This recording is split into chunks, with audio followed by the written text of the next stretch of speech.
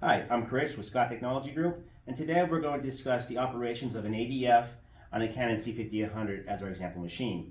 So we have a few pointers we'd like to provide you today, and if you follow along, we'll go ahead and provide those for you.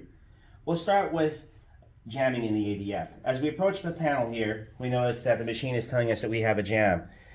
Over in the top left-hand corner, you'll notice that there's a red dot there telling us the jam is located under the cover.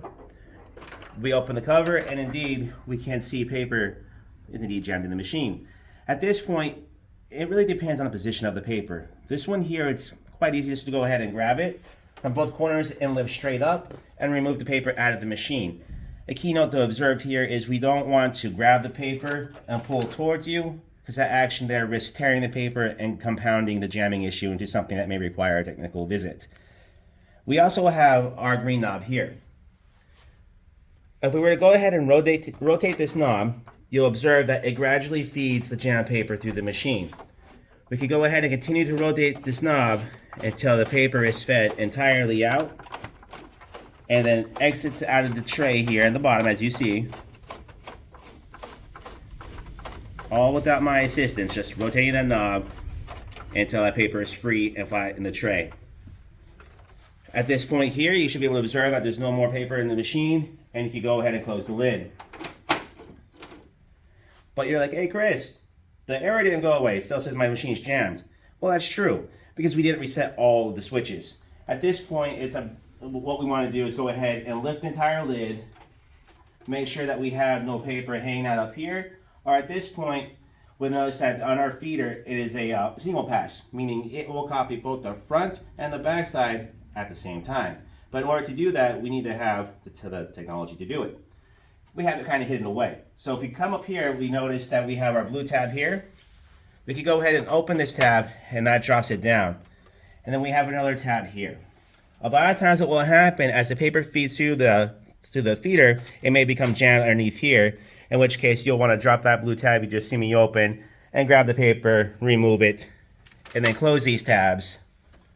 And that will reset the jam once you close the lid.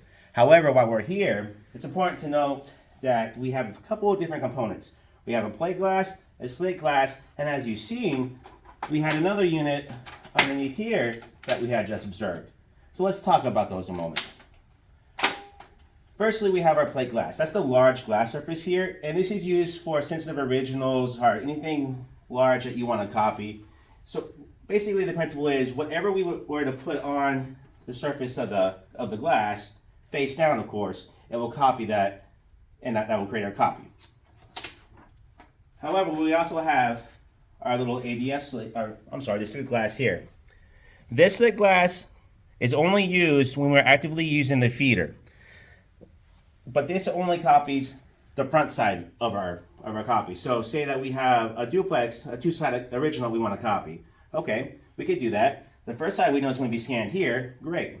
However, the second side is our technology we have hidden up here. We drop our blue tabs, open up our blue gate, and it's quite difficult to see, but underneath here, you'll notice that we have the same scanning assembly as we do on the slit glass. The one up here is the one that's responsible for your second side of the copy.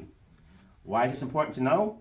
Well, if you're making copies and we begin to have lines, we need to be able to freely identify where those lines are coming from. If it's a single page copy and we're using our feeder up here, obviously it's going to be the slit glass. If we're using a plate glass and we have our original face down and we make a copy this way with the lid down, obviously that defect is going to be on the plate glass. If it's on the back side of the page, that's where it's going to be underneath our covers here,